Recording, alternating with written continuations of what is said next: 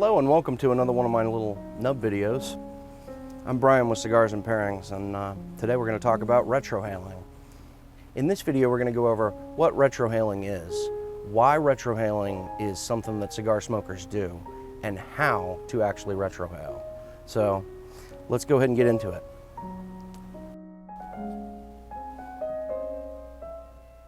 So retrohaling, simply put, is just exhaling the smoke through your nostrils. Now that I've said it, you're probably thinking to yourself, well, that sounds really simple. What's the point? Why do cigar smokers do this? Well, the reason we do this is because you might have seen in some of my full-length reviews, you might have seen me mention some of these crazy tasting notes like cinnamon or dried fig or hickory, maybe cream. So a lot of people, they may say, how do you get those tasting notes in a cigar?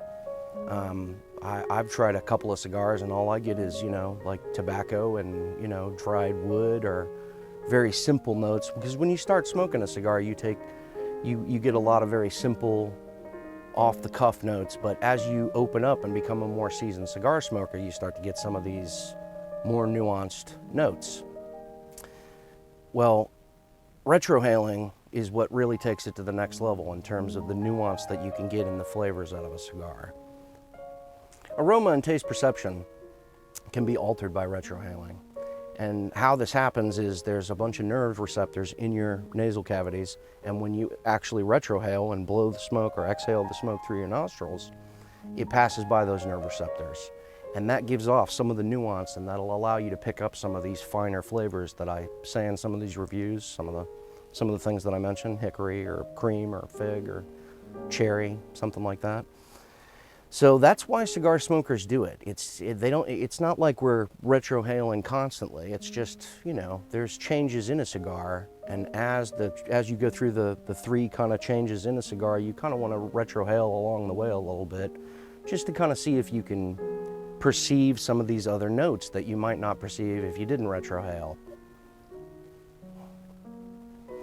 Now for this video, I looked up online like the definition of what retrohaling is and how the internet tells you to retrohale, because I learned how to retrohale naturally just by smoking cigars and then finally just learning how to do it, watching other people do it in the cigar lounge. But anyway, I thought, because of that and because it's kind of hard to put into words how to do it, I'd look it up and just see what the internet said. And it said, you take the smoke into your mouth with the cigar and use the pressure from your lungs to exhale. Think of it as like a reverse deep breath through your nostrils. So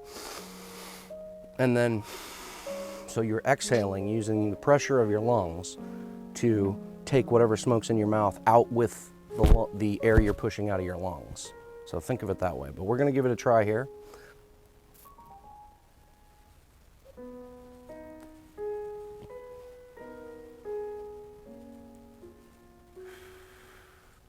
And so as it passes through, I'm getting deeper notes of flavor that I'm picking up without having.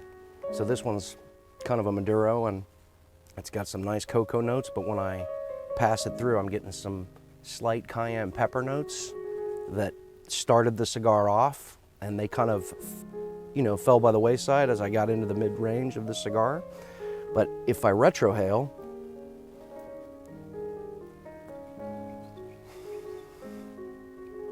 it's bringing a little bit of those notes back.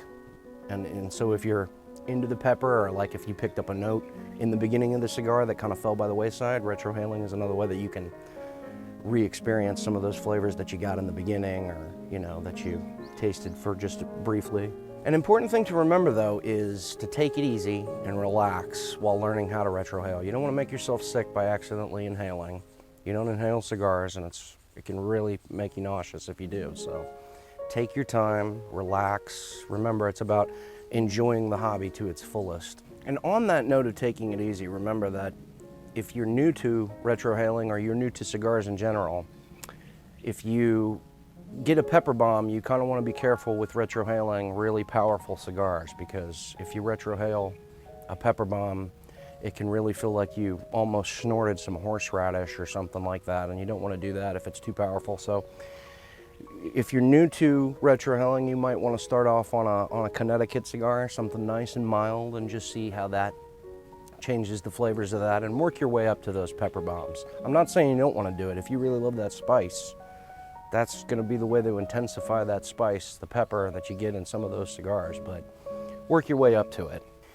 Well, I hope you enjoyed this little video about retrohaling and what it is and why we do it as cigar smokers. And I hope you come back and check out some of my other full-length reviews and some of my other little nub videos. I'm Brian with Cigars and Pairings, and smoke if you got 'em. Thank you for joining me.